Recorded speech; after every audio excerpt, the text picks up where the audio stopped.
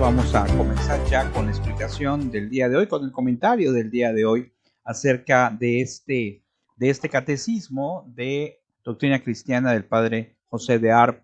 Y bueno, vamos a continuar. Les agradezco mucho que nos estén acompañando, algunos hermanos que ya se han conectado y que pues estamos transmitiendo completamente en vivo, hoy que es 23 de marzo del 2021. Y pues en este ratito pues vamos a platicar un poquito más acerca de nuestra fe, acerca de diferentes temas que considero que son muy interesantes, que se van desarrollando precisamente en este catecismo. Bueno, vamos a continuar, pero antes vamos a hacer nuestra oración. Si son tan amables y nos acompañan ustedes también desde su casa y decimos: ven Espíritu Santo, llena los corazones de tus fieles y enciende en ellos el fuego de tu amor.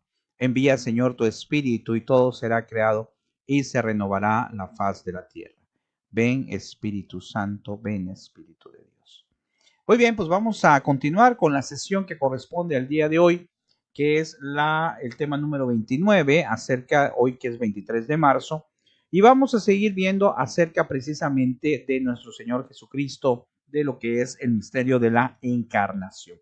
Y aquí en el 166 nos dice el Padre: ¿por qué llamamos a María Santísima la más pura entre las vírgenes? Y dice: llamamos a María Santísima la más pura entre las vírgenes porque fue siempre virgen, incomparablemente pura, virgen antes del parto, en el parto y después del parto. Bueno, esta pregunta la analizamos el día de ayer y llegamos a analizar varios aspectos importantes si estuviste con nosotros. Un aspecto importante es el hecho de que tenía que ser así, ¿verdad? El lugar donde iba a nacer nuestro Señor Jesucristo, pues tenía que ser en la mujer más limpia, más pura de toda la humanidad. ¿Y quién es? Pues María Santísima.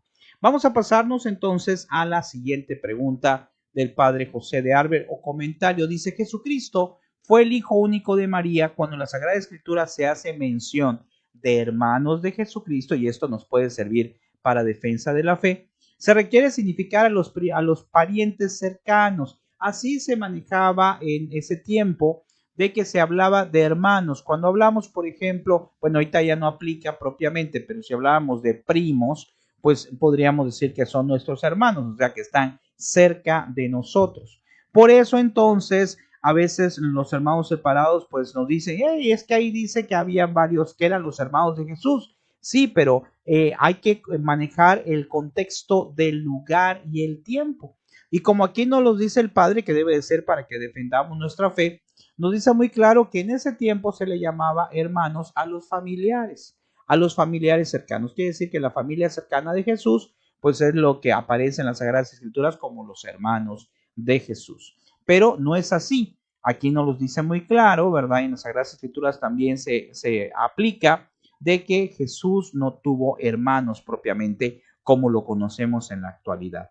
Dice: a pesar de que Lot no era más que sobrino de Abraham, hay un ejemplo en Génesis, ¿verdad?, que podemos analizar. Dice: como Dios había escogido a la Virgen para madre de su Hijo, la adornó también con las prerrogativas más gloriosas. Es decir, nuestro Señor Jesucristo dio a la Virgencita algo muy especial en agradecimiento por haber sido la madre de Dios, ¿verdad? Dice: no solamente estuvo libre de todo pecado, sino también de toda inclinación desordenada.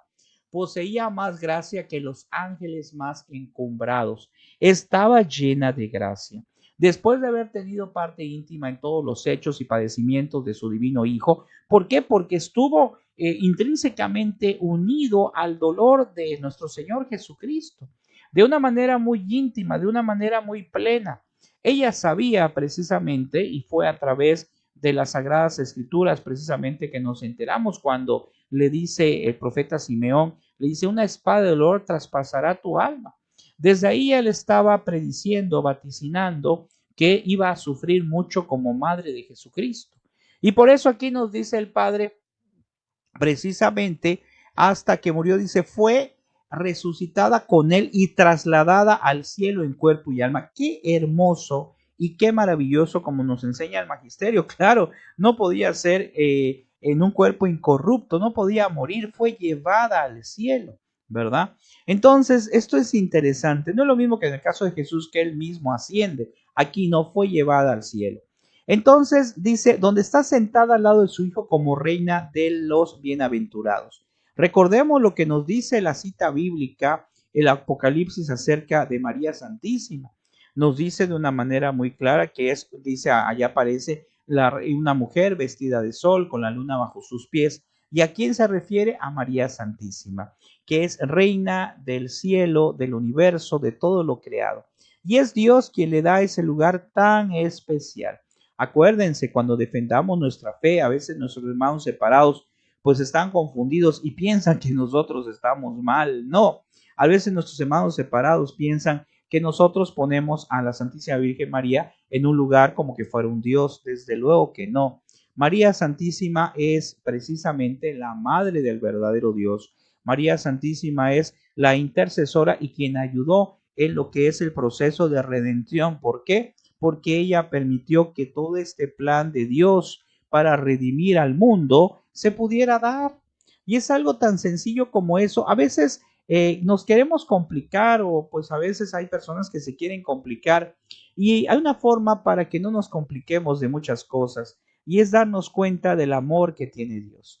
Ese amor que tiene Dios hace crear o hacer cosas que para el ser humano pueden ser difíciles de entender. Ya hemos hablado de los misterios, de la Santísima Trinidad, la redención es un misterio, la encarnación también, pero son misterios que pueden ser entendidos a mi juicio en un concepto importante, que es el amor. El amor que Dios tiene a la humanidad es formidable, es grandísimo. El amor que Dios te tiene a ti, el amor que me tiene a mí, sí, no somos dignos de eso, de ese amor, pero ese amor tan grande hace, y como Él es todopoderoso, pues crear todo un plan para pues venir a salvar al mundo. Y en ese plan pues está inmersa María Santísima, lógicamente. Y aquí el Padre nos comenta después en la nos recuerda que hay que pues tomar en cuenta la fiesta de la Asunción o tránsito de María Santísima, que es el 15 de agosto. Bueno, son comentarios que nos hace el Padre. En la 167 dice, tuvo Padre Jesucristo, en cuanto hombre, no, Jesucristo tuvo Padre. Se refiere propiamente a un padre adoptivo, que es el papel precisamente de San José. Entonces en la 168 nos dice, ¿quién era entonces San José? San José era solamente el padre adoptivo o nutricio de nuestro Señor Jesucristo y esposo virginal de la Santísima Virgen María. O sea, viene siendo nuestro Señor San José, que por cierto acabamos de festejar hace poquito, ¿verdad? Lo que es la fiesta de San José. ¿Por qué Dios permitió eso? Porque es parte para lo que es la Sagrada Familia.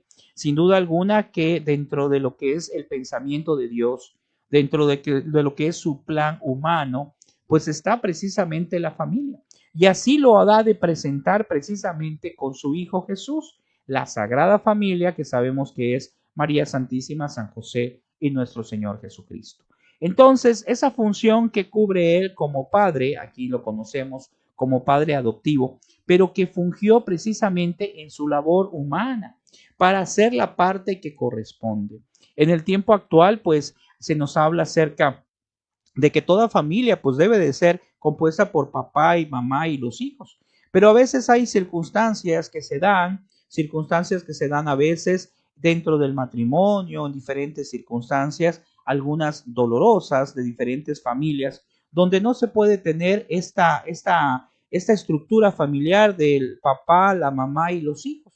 Por eso es importante, salvo me estoy saliendo aparentemente del tema, pero no, que nosotros seamos como familia, pues seamos un instrumento de Dios hacia los demás y también que tengamos nosotros como referencia siempre a la Sagrada Familia, Jesús, María y José, que nos deja que nos deja Dios precisamente como un ejemplo para poder tratar de hacer las cosas como ellos lo hicieron.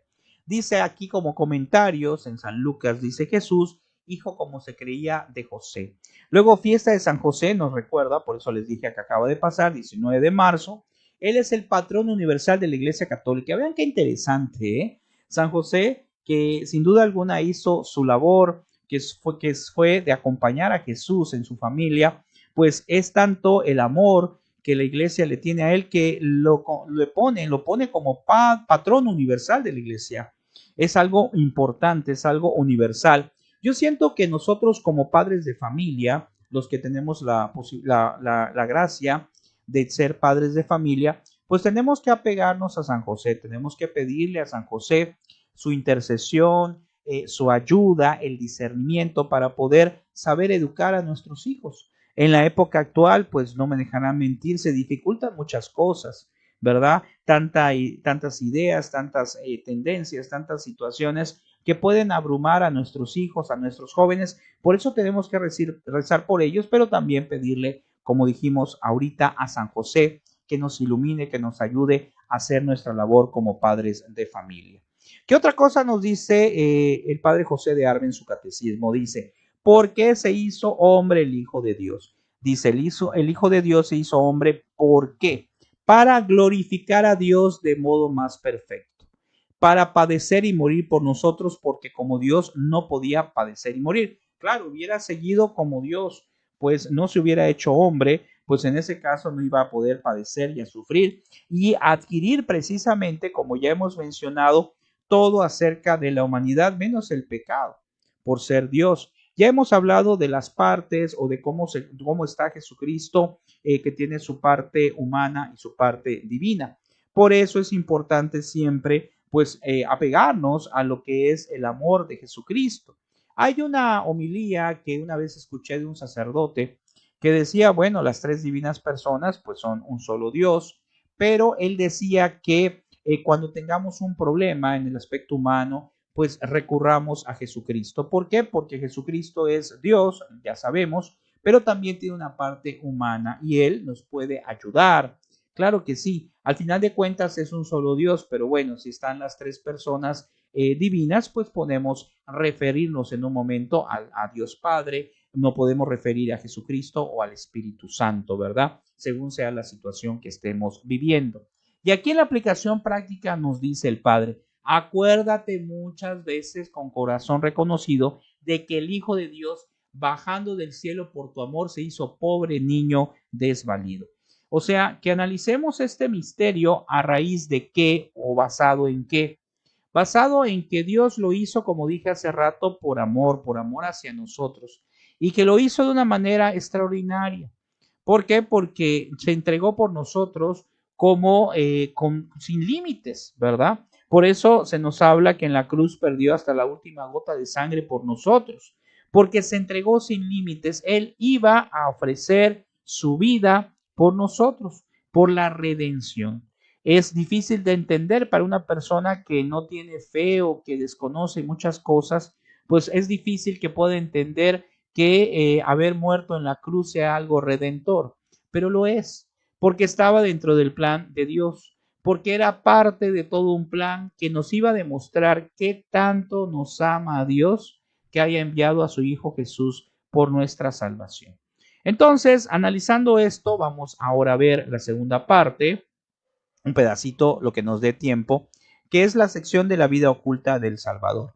Y en la pregunta 170 nos dice, ¿dónde nació el Salvador? El Salvador nació en un estado de la pequeña ciudad de Belén en Judea. Y aquí nos dice precisamente la fiesta, ¿verdad? Que es el 25 de diciembre. A veces hemos oído en los comentarios, a veces en el Face, etcétera, que nos dicen, no, pues parece ser que con los estudios pues se corrió un día y ves 25, pero en realidad era 20. Y en fin, hay una serie de ideas, una serie de cuestionamientos y preguntas que supuestamente lo tratan de basar en investigaciones. Sin embargo, creo que aquí lo importante es saber que Jesucristo nació y es asignado esta fecha, precisamente 25 de diciembre, como la fecha en que nace nuestro Señor Jesucristo hace pues 2021 años. Aquí lo importante precisamente es localizar el hecho y que es un hecho histórico, no es algo inventado, es algo que está a través de la palabra, a través de la historia, patentizado. Pero a veces nosotros podemos caer en ciertas confusiones. ¿Por qué vienen algunas ideas contrarias, como te digo, por ejemplo, en este caso, que nos dicen que si fue el 25, que no sé qué, para distraernos de la atención, para quitarnos de la idea importante que es celebrar el nacimiento del Redentor? Entonces tenemos que estar al pendiente siempre de nuevas ideas muy contrarias o un poco contrarias a la fe para tener cuidado y que nuestra fe esté bien cimentada, ¿verdad? Por eso menciono acerca, lógicamente, de lo que es esta fecha del nacimiento de nuestro Señor Jesucristo. Y aquí nos aclara, dice, Belén significa casa del pan y no solo indica la fertilidad de la región, sino también que aquí bajó por primera vez a la tierra el pan del cielo. ¿Se acuerdan cuando, que es Jesucristo, verdad? Nos acordamos de lo que es el Antiguo Testamento, cuando llovió pan del cielo, pero era el maná que pues la gente iba a morir. Aquí como nos dice Jesús, pues que coma de este pan, vivirá para siempre, se refiere a la eternidad. Dice, encima de la gruta o cueva del nacimiento hizo la emperatriz Helena construir un magnífico templo que todavía existe. O sea, como dijimos, históricamente las personas que han visitado, a lo mejor por internet, podemos ver algún documento acerca de Tierra Santa y cómo existen físicamente los lugares donde nació y le han construido, como aquí nos dice, algún monumento, alguna iglesia para respetar ese lugar que es histórico, ¿verdad? En el 171 nos dice el Padre, ¿por qué quiso el Hijo de Dios nacer en tanta pobreza y humildad? Y con esta pregunta vamos a terminar, porque es muy interesante analizarla.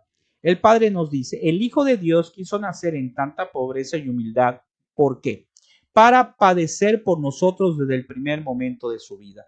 Es decir, nos quiso demostrar, siento yo, acerca de cómo la vida, qué es lo que es importante en la vida.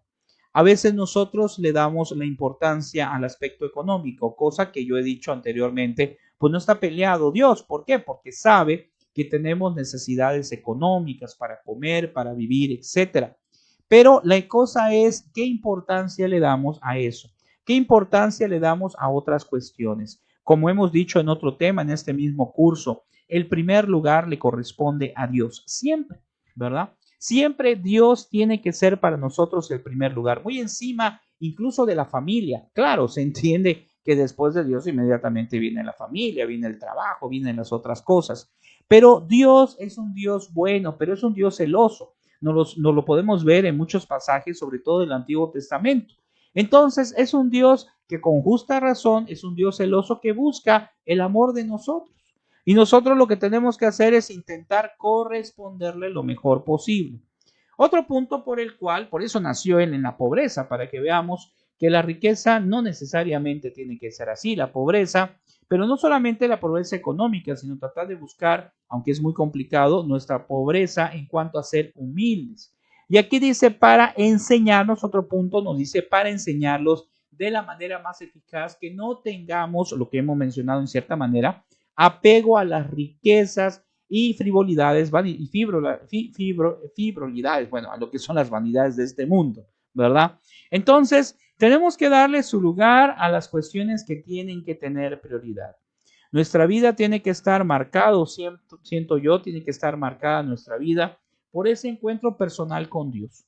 Como lo decía su santidad Juan Pablo II, un encuentro personal. ¿Y cómo voy a lograr ese encuentro personal? Pues lógicamente con la práctica, con el uso de los sacramentos, con la oración, con tratar de vivir de acuerdo a como Dios nos los enseña. Y eso lo vamos a entender o lo vamos a conocer en la medida en que leamos más las Sagradas Escrituras, en la medida en que profundicemos más nuestra fe, nuestro conocimiento, como estamos haciendo todos ahorita a través de este curso o de cualquier otro curso.